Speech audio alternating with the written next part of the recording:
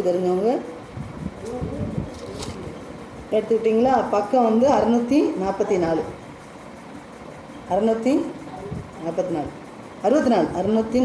644 சரியா? வாயானது போஜனத்தை ருசி பார்க்கிறது போல செவியானது வார்த்தைகளை சோதித்து பார்க்கிறது அல்லவா? நீங்கள் வாசிங்க சிஸ்டர் மலையாளத்தை.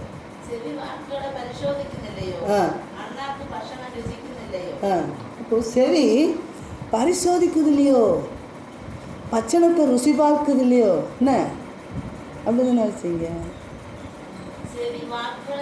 செவி வார்த்தைகளை பரிசோதிக்குது இல்லையோ, ஆமாம், பச்சனத்தை ருசிக்குது இல்லையா? அப்போ அங்கே அப்படி கீழே வந்திருக்கு. நமக்கு முதல்ல என்ன வந்திருக்கு? மேலே வந்திருக்கு. என்ன அங்கே மேலே என்ன வந்திருக்கு? வாயானது போஜனத்தை ருசி பார்க்கிறது போல செவியானது வார்த்தைகளை சோதித்து பார்க்கிறது. இந்த காது சோதித்து பார்க்குதா? செவினா காது, சரியா? எடுத்துட்டீங்களா சிஸ்டர்? செவினா என்னது? காது. வாய் தான் எது? வாய் நமக்கு எல்லாம் தெரியும். இந்த வாய் என்ன செய்யுது? நம்ம ஏதாவது ஒரு இது கொடுத்தா, ஒரு பலகாரம் கொடுத்தா நாக்கில் போட்டா நல்லா இருக்க சிஸ்டர், எப்படி பண்ணீங்க, நல்லா இருக்க தங்கச்சி, எப்படி செஞ்ச, அழகா என்ன ருசியாக செஞ்சுருக்க அப்படின்னு நம்ம இந்த நாக்கு கொஞ்சம் போட்டு பார்த்த உடனே ருசி பார்த்து சொல்லுது. நாக்கு ருசி பார்க்கல, பார்த்த உடனே அந்த சொல்லியிருக்கு. அப்போ அந்த ருசியாக இருந்தோடனே நமக்கு என்ன இருக்குன்னா நம்ம மனசுக்கு சந்தோஷமாக இருக்கும். நம்ம வாயில் போட்ட பொருள் என்ன செய்யும்? ருசி பார்க்குது. ருசித்த உடனே நாக்கில் போட்ட பொருள் டேஸ்ட் ஆன உடனே நமக்குள்ள என்ன ருசி, என்ன எவ்வளோ இதாக பண்ணியிருக்கு, என்ன எவ்வளோ அழகாக இருக்குது, என்னெல்லாம் போட்ட பார்த்தியா, எவ்வளோ டேஸ்ட்டாக இருக்குது அப்படின்னு நம்ம சொல்லுவோம். அப்படி சொல்லும் போது நம்முடைய முகமெல்லாம் எப்படி இருக்கும்? சொல்லுங்க, நல்லா சொல்லுங்க. சந்தோஷமாக தானே இருக்கும். ஒரு நல்ல பொருளை வாயில் போட்டு அவ்வளோ டேஸ்ட்டாக இருந்தாலும் அப்பா என்ன ருசி அப்படின்னு சொல்லி நம்ம முகம் சந்தோஷப்படும். நம்மளோட முகமே மாறிடும். நம்ம கண்ணெல்லாம் அப்படி சந்தோஷமாக இருக்கும். நம்ம நாக்கில் கொஞ்ச நேரம் பட்டுட்டு இதுக்கு இங்கே போனவுடனே என்ன செய்யும்? இதுக்கு இங்கே போனவுடனே ஒன்றும் தெரியாது. இங்கே மட்டும்தான் என்ன, இங்கே மட்டும்தான் ருசிக்குது. ருசித்த உடனே அதுக்கு அங்கே போனவுடனே ஒன்றும் தெரியாதுல்ல. அதுக்கப்புறம் தெரியாது அது என்ன பண்ணுச்சு, அது என்ன ருசியில் உள்ள இருந்துட்டு ருசிக்கான்னு தெரியாது.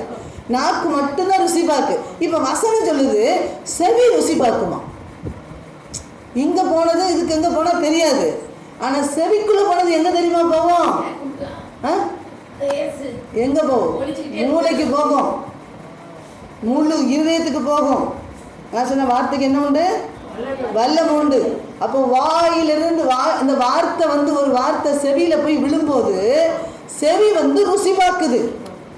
செவி காது வந்து டேஸ்ட் பண்ணுது. என்ன டேஸ்ட் பண்ணுது? ஒரு வார்த்தை உங்களுக்கு போனோடனே கிடைச்சிருக்கு. நீங்கள் ஆசீர்வதிக்கப்பட்டவன்னு சொன்னேன். ஆமாம், நம்ம ஆசீர்வதிக்கப்பட்டதா. அப்போ இந்த வார்த்தை உள்ளே விழுந்தவுடனே சொல்கிறோம். நமக்கு சந்தோஷம் வருது முகத்தில். நம்ம பார்வை எல்லாமே நமக்கு ஒரு பூரிப்பாக இருக்குது, மனசுக்கு சமாதானமாக இருக்குது, சரியா? இப்போ அதே மாதிரி செவி வழியாக சில காரியங்கள் உள்ளே போகுது, வார்த்தை போகுது. உள்ளே போய் விழுந்தவுடனே சில இது கஷ்டமான ஒரு வார்த்தை உள்ளே போகுதுன்னு வைங்க, எங்கே போகும்?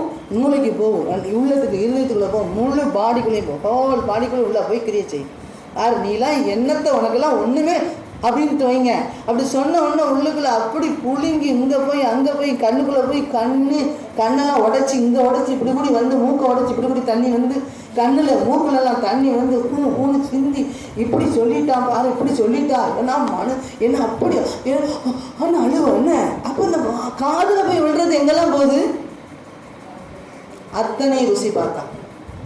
வாயானது ருசி பார்ப்பது போல காதுகள் ருசி பார்க்கிறது. அப்படி ஆனால் காதுக்குள்ளே போய் விழுற பொருள் தான் ரொம்ப முக்கியம். அதனால தான் சொன்ன வார்த்தைக்கு வல்லம் இருக்கும். அதனால தான் சொன்ன பிள்ளைகளை வீட்டில் சாபத்தை பிள்ளைகளை மட்டும் இல்லை யாரையும்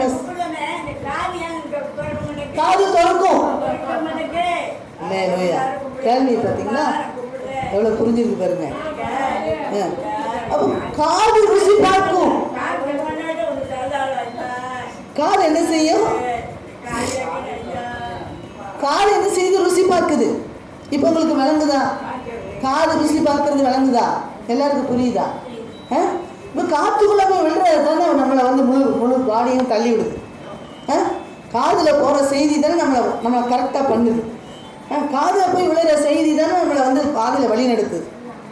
இன்றைக்கி பேசாமலே இருங்க, காதுக்குள்ளே எந்த செய்தியும் வரல, அமைதியாக காதை பொறுத்து வச்சுக்கிட்டோன்னு வைங்க, கேட்கலான்னு நம்ம என்ன செய்வோம்? நம்ம ஒன்றுமே தெரியாதுல்ல.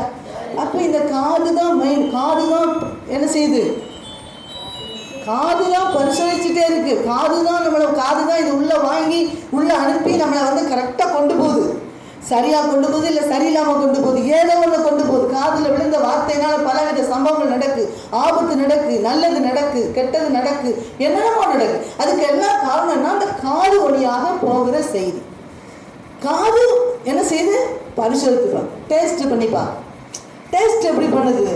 இப்போ நல்லா சொல்லிட்டேன்னு வைங்க, இன்னைக்கு உங்களுக்கு 1 கோடி ரூபா விழுந்திருக்கு சிஸ்டர் அப்படின்னா எப்படி? உங்கள் காதில் விழுந்துச்சா எப்படி இருக்கும்?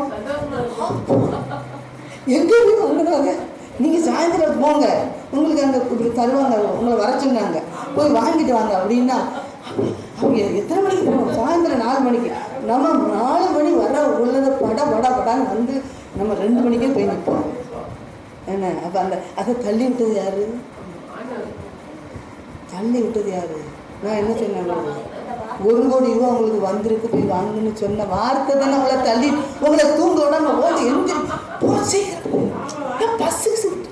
வேற சீக்கிரம் அப்படின்னு தள்ளி விட்டது யாருன்னா காதுக்குள்ள போன வார்த்தை. காது பரிசோதித்து போன்னு சொல்லுதா? காது சொல்லுதா? ருசி பார்க்கா. அதான் வசனத்தில் சொல்றாரு, வாயானது போஜனத்தை எப்படி ருசித்து பார்க்கிறதோ அதே போல செவியானது வார்த்தைகளை சோதித்து பார்க்க. வார்த்தைகளை சோதிக்குது காது. என்ன? ஆமா.